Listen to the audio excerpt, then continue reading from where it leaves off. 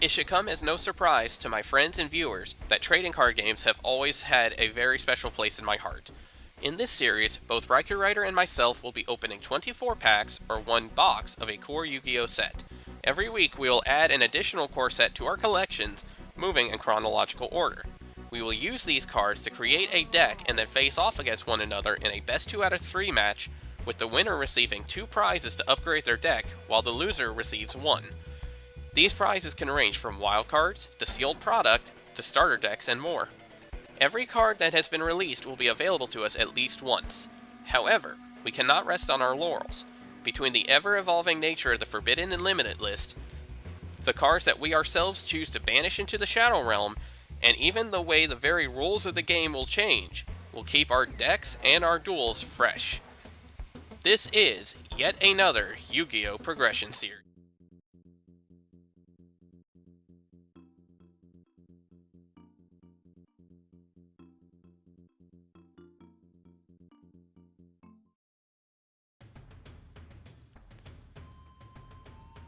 Ooh, boy.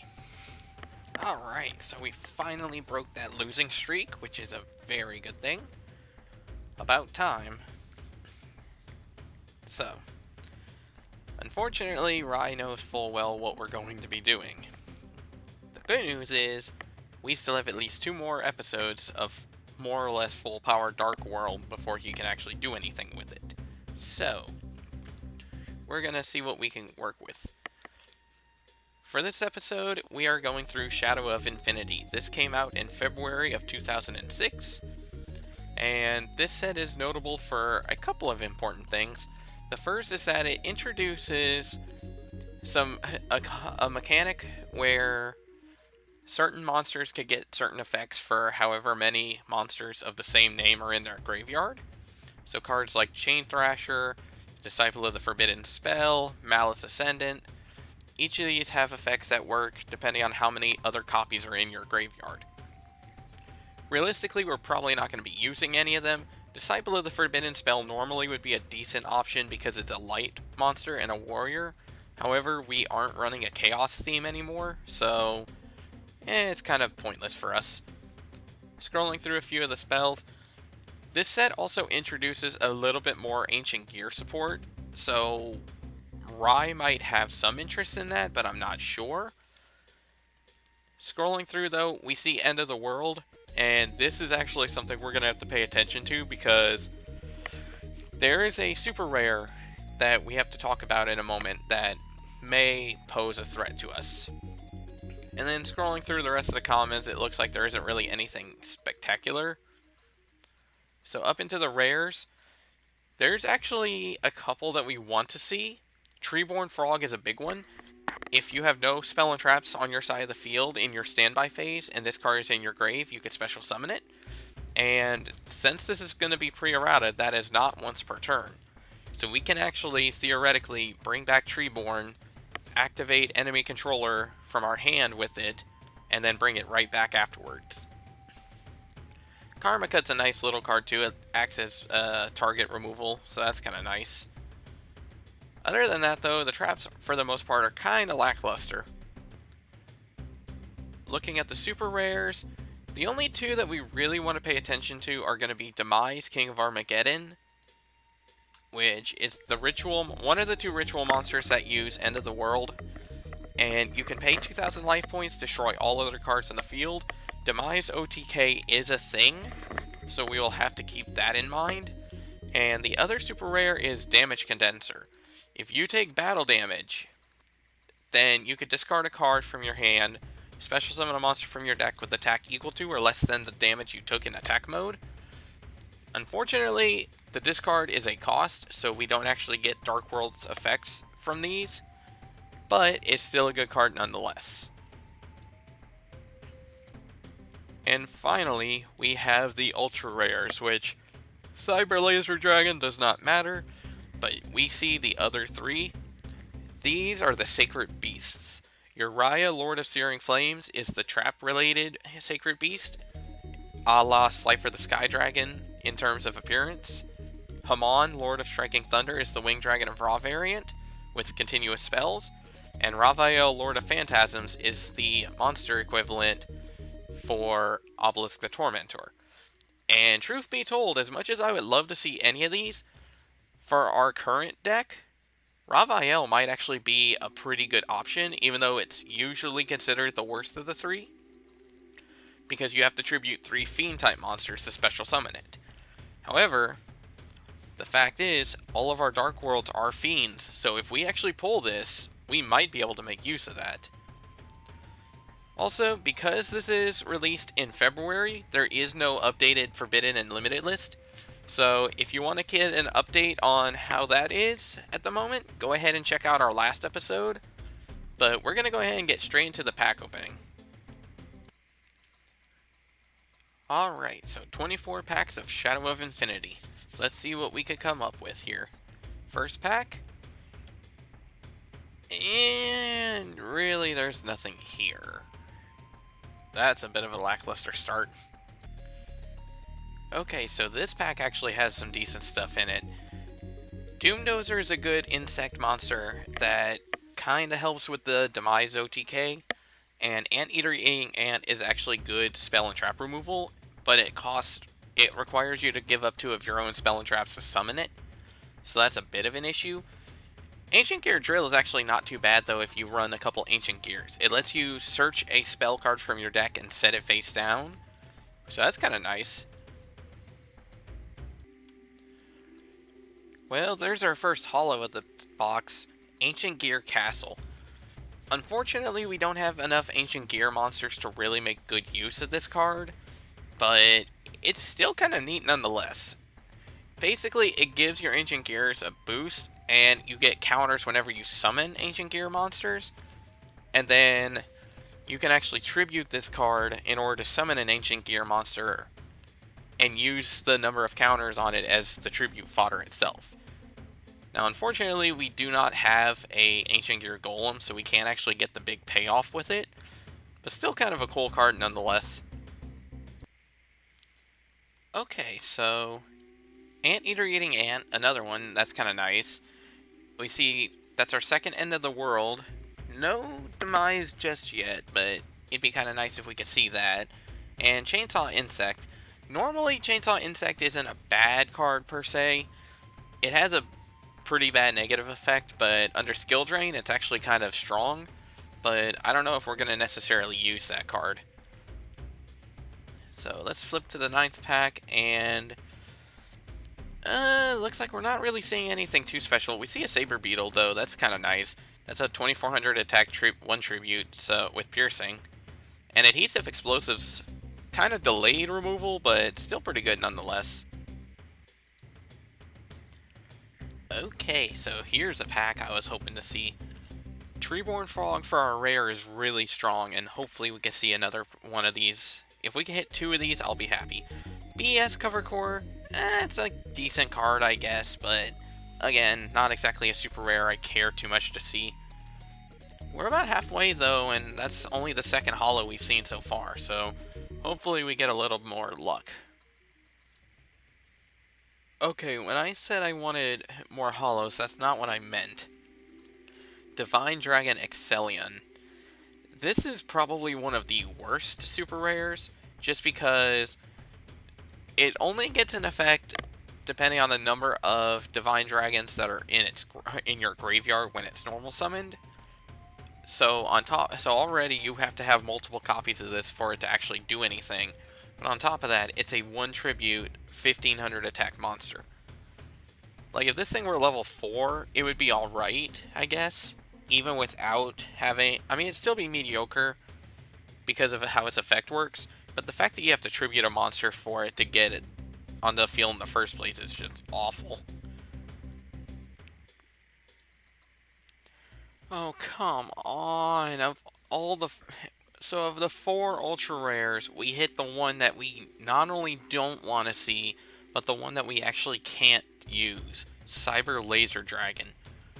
And the reason I say we can't use this is because we have to use Photon Generator Unit, which requires tributing 2 Cyber Dragons on your side of the field. We only have 1. And yeah, Proto Cyber Dragon is a rare in this set that becomes Cyber Dragon while in the field, but that's just way too much work for something that really is not worth it. Like, you're going -3 to summon this monster, and its effect is just you could destroy a monster on the field with an attack or defense equal to or higher than 2400 each turn. That's really not worth the trade-off. Oh, thank God, we actually get a Karma cut here. And this is actually the first one we've seen so far. So, for those who haven't seen this card before, you discard a card from your hand, and then you target a face-up monster your opponent controls, you banish it, and then if you do, you banish all cards with the same name as that monster from your opponent's graveyard. So this is actually a good way to clear out a couple of big things, and not only to help get out a monster on the field, but also potentially stop the opponent from reborning something else. So that's kind of nice. I'm really not sure what else we can pull out of this, but honestly, unless we hit like one of the Sacred Beasts, I feel like we've pretty much hit what we need out of here. Holy shit, okay. This is a pack. So, second Treeborn Frog, which is really good, and we hit Uriah. Okay, that is actually interesting, because we can really make use of that. Good God. Okay, so... yeah. I mean, granted, like I said, I probably would have preferred Raphael, but you know what? Uriah is actually not that bad either. And an Ancient Gear Castle again. So, second super rare out of that. Man. Okay, so at least the packs are still kind of giving us something. Okay, so we have 3 packs left of Shadow of Infinity. Let's pull up this one, see if we hit anything. Yeah, it looks like we really didn't hit anything out of here. In fact, I think we have a playset of everything except the Option Hunter now. And I think even then, Option Hunter makes number 3. So, yeah, unfortunately this pack is kind of pointless to us, except for the Option Hunter. Next pack. God damn, we hit a 3rd Ancient Gear Castle. Wow, if we had Ancient Gears, that would actually be really awesome, but unfortunately for us, that's kind of a lackluster hit. That's our first Super Junior confrontation, though. That's kind of surprising.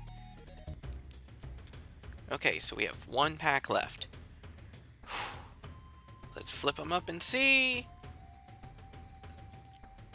And we pretty much hit nothing. We hit our 3rd Saber Beetle, but aside from that, that's nothing. So, yeah, admittedly, aside from the Sacred Beast, there really wasn't much to expect out of this set. And while I am a little disappointed overall, I guess we can't be too upset about it. I mean, we got a Uriah, we got 2 Treeborn Frog, and I guess that's for the most part really all we could ask for at this point. So, we're going to go into the deck edit and see what we could come up with. Stay tuned. Hold up!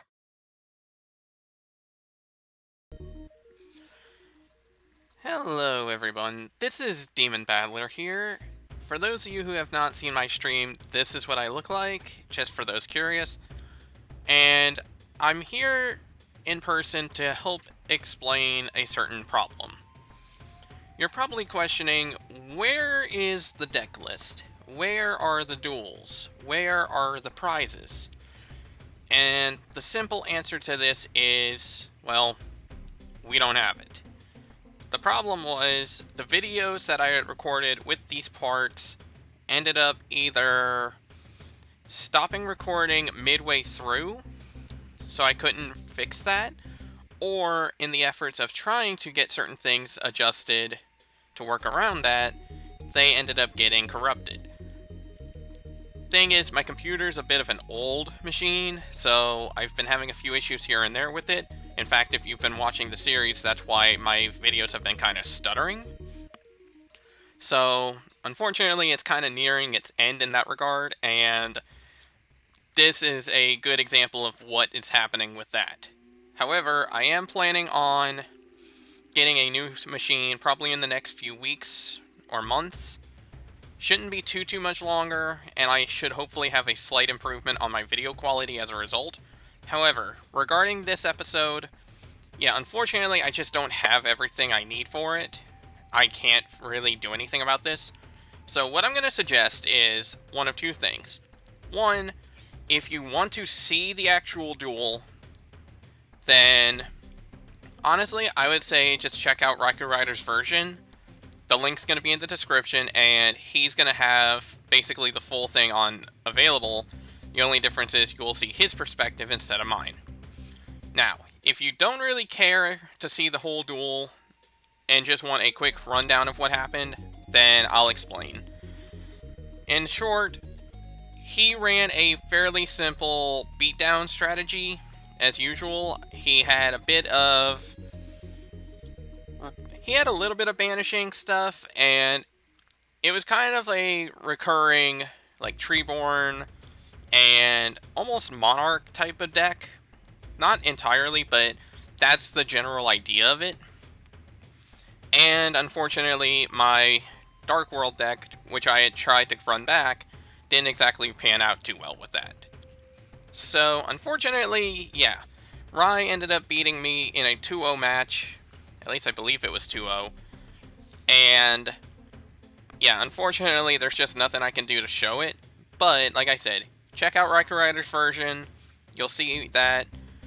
And then, as for the prizes, really the only thing that mattered with the prizes was we ended up getting, I want to say it was a video game promo, which I believe for mine it was just the Raikourider I got. And then the other thing I ended up getting overall was, I think it was a couple of packs of Jane Yuki, and overall I didn't really get anything spectacular out of them. Nothing really noteworthy. So, yeah, unfortunately this episode kind of got screwed up pretty badly, and there's not really a whole lot I can do about it. However, I am just going to say the next couple episodes should be complete at the very least. And then on top of that, once I have my new system in place, hopefully it'll actually be able to improve the quality a bit. Now, I'm not necessarily saying it's going to be anywhere near Rise quality. Trust me, that ain't going to happen.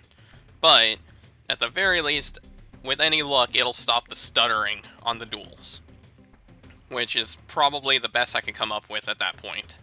But, with that being the case, yeah, unfortunately we lost. The Dark Worlds just kind of have to take a break for right now, especially with the next coming episode including Macrocosmos and stuff like that, so we're going to have to see what we can come up with. But, we're hopeful. So with that being said, guys, thank you for watching. We'll catch you next episode. Check out Rai's perspective for this one. He definitely is going to have a lot more information to go with. And we will see you next time.